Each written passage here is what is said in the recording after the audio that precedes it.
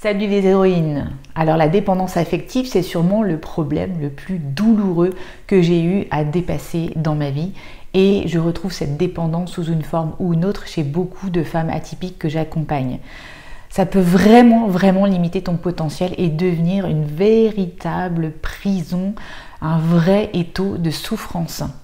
Et aujourd'hui, je ne me voyais pas ne pas partager mon expérience avec toi et te dire comment je m'en suis sortie, comment j'ai retrouvé le chemin de l'autonomie émotionnelle.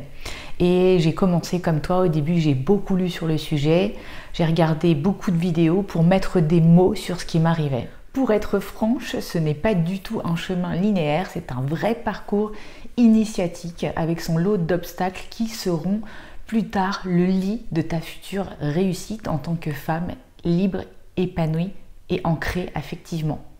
Donc, ce que je veux te dire, c'est que c'est possible de surmonter cette dépendance affective avec des étapes essentielles. Et dans cette vidéo, je vais partager avec toi 5 étapes qui m'ont permis de sortir de ma dépendance affective et d'avoir des relations beaucoup plus saines avec moi et avec les autres.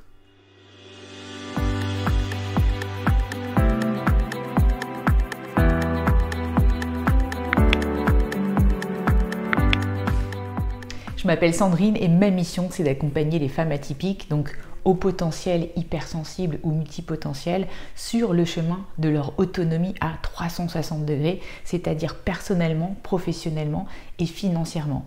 Et si tu veux commencer sur le chemin du voyage de l'héroïne, qui est un chemin que j'ai développé spécifiquement pour les femmes atypiques, je te conseille d'abord de télécharger le guide offert qui se situe dans la description sous la vidéo. Et bien sûr, si tu veux qu'on fasse connaissance et qu'on regarde comment aborder ta problématique spécifique, n'hésite pas à remplir aussi le questionnaire qui s'appelle Besoin d'aide sous la vidéo et je te répondrai très rapidement. Alors, première étape pour surmonter la dépendance affective, c'est de reconnaître qu'elle existe et surtout de ne pas en avoir honte. En gros, la dépendance affective, c'est de dépendre constamment de l'approbation, de l'attention et de l'amour des autres pour se sentir bien. Et je sais que c'est difficile d'accepter que notre bonheur dépend des autres, mais c'est crucial pour aller sur la voie de la guérison. Pour comprendre si tu es concerné par la dépendance affective, je te recommande d'aller voir ma dernière vidéo qui te montre 25 signes assez simples que tu peux observer dans ton quotidien. C'est super important que tu puisses observer tes pensées et tes comportements dans toutes tes relations. Et dans chacune de mes thérapies, je demande toujours une phase d'observation suffisante pour pouvoir prendre conscience du phénomène. Est-ce que ton compagnon te reproche souvent, par exemple, de l'étouffer? Est-ce que si une personne ne répond pas à tes attentes, tout de suite tu te dis qu'elle ne t'aime pas ou tu remets en cause le bien fondé de cette relation? Est-ce que tu es dans une relation aujourd'hui avec un partenaire que tu n'aimes plus, mais tu as peur de le quitter? Voilà, ce sont autant de signes qui peuvent te mettre aussi sur la voie de la dépendance affective. Personnellement, un livre que j'ai adoré et qui m'a mis vraiment la puce à l'oreille sur la dépendance affective, c'est ce livre en fait de Katherine Woodward-Thomas qui s'appelle Calling in the One. C'est un programme de 7 semaines pour te mettre sur un chemin de relations plus sereines et trouver finalement une personne qui te convient. Et dans ce livre, qui n'est malheureusement qu'en anglais, j'y ai trouvé énormément de clés en analysant finalement tout ce qui s'était passé avant et ce qui s'était passé dans mes précédentes relations. Ce qui m'amène à la deuxième étape qui est d'identifier l'origine, la source de ta dépendance affective. Alors on a tous des schémas d'attachement très différents, mais j'ai remarqué que les dépendants affectifs commençaient leur vie déjà avec un schéma d'attachement qu'on appelle non secure, donc un attachement non sécurisé si on s'en remet à la théorie de l'attachement de Bowlby. Et moi, dans mon cas, j'étais plutôt dans un attachement style anxieux et je ne rencontrais à un moment donné que des hommes qui avaient un style d'attachement qui m'insécurisait encore plus, c'est-à-dire des personnes dites évitantes. Et je m'auto-sabotais en permanence en rencontrant des styles d'attachement évitants, donc en allant chercher ce que je fuyais le plus. Ce style d'attachement peut être identifié très tôt dans l'enfance. Il suffit de regarder par exemple si tu as une mère fusionnelle, un père évitant ou encore des parents chaotiques qui sont très difficiles à lire pour un enfant. Souvent, ce qu'on remarque chez les femmes HPI ou hypersensibles, c'est un phénomène de parentification de leurs propres parents. Alors, ça pourrait laisser croire qu'elles sont précoces de par leurs responsabilités qu'elles prennent très tôt, mais en fait, on retrouve souvent chez ces femmes une forme d'immaturité émotionnelle dans leur relation à l'autre qui n'est pas forcément de adulte à adulte, égal à égal, mais plutôt dans une relation parent-enfant au sens de l'analyse transactionnelle. En fait, elles ont été des mères très tôt, précoces pour leurs parents, mais elles sont incapables de devenir leur propre mère et vont chercher dans l'autre inconsciemment ce bon parent qu'elles n'ont pas eu. Ici aussi, je te propose de réfléchir à ce que t'a transmis ta famille en termes de blessures émotionnelles, blessures du rejet, blessures de l'abandon. Et bien sûr, je te recommande aussi dans cette étape de consulter un professionnel si tu n'arrives pas consciemment à comprendre ce qui se joue. Il y a beaucoup de choses qui se jouent inconsciemment dans tout ça. Troisième étape, c'est se confronter à ses peurs et mettre en place de nouveaux comportements avec une forme de gradation. Comme j'aime à le répéter, honnêtement, ce n'est pas en restant seul chez toi sur un tapis de yoga que tu vas surmonter ta dépendance affective. C'est en te confrontant à ce qui t'active dans le lien à l'autre que tu vas pouvoir vaincre cette dépendance affective. Chaque relation humaine est une source d'apprentissage pour évoluer et se sécuriser.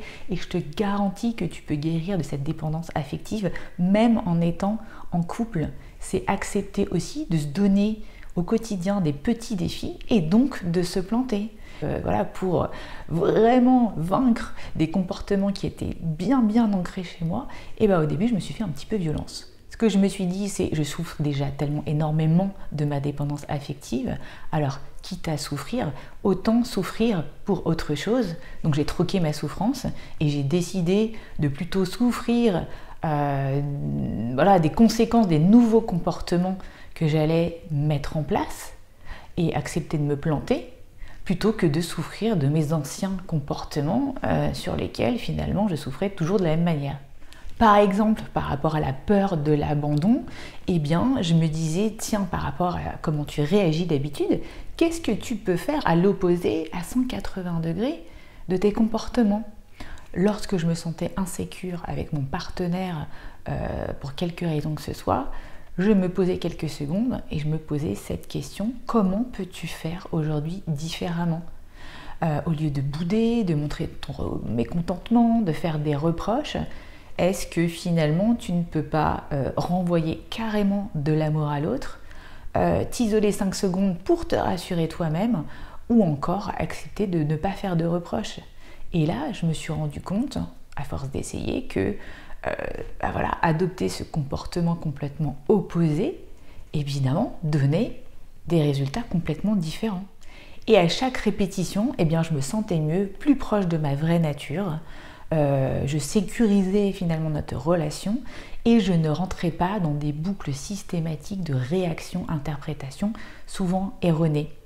Et en fait, petite victoire après petite victoire, je hackais mon cerveau pour le déconditionner de mes automatismes, donc retrouver une certaine forme de libre arbitre et de liberté. Donc j'ai prouvé à mon cerveau que je pouvais faire différemment sans me mettre en danger, ce qui a complètement aussi apaisé mon nerf vague. Alors bien sûr, tout ça est à faire dans un contexte où tu as confiance en l'amour de l'autre, évidemment par rapport à un partenaire narcissique, évidemment c'est un petit peu plus complexe. Bon, tout ça pour te dire que c'est souvent l'effet cumulé de petites actions qui vont faire la différence dans ce genre de travail.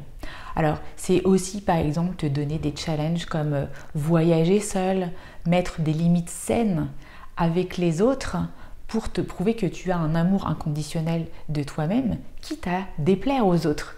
Et rappelle-toi, la vraie confiance en soi, c'est de quitter une personne qu'on aime parce que, en fait, on pense qu'on a une relation toxique. Quitter quelqu'un qu'on ne respecte pas ou qu'on n'aime pas, c'est beaucoup plus facile. Ce que j'ai aussi appris dans des moments d'anxiété très forts, c'est de me recentrer sur moi, mes envies, mes besoins, des activités qui me mettent en joie et qui me permettent de remplir mon propre réservoir affectif sans attendre que l'autre le fasse. Et plus tu vas être bien dans ta peau, plus tu vas attirer des relations saines à toi et tu ne vas plus attendre que l'autre vienne te valider de l'extérieur. Si tu t'engages pour une thérapie brève avec moi, en co-création à chaque séance, on va aller voir ce qu'il est bon d'expérimenter pour toi et se débriefer à chaque nouveau début de séance.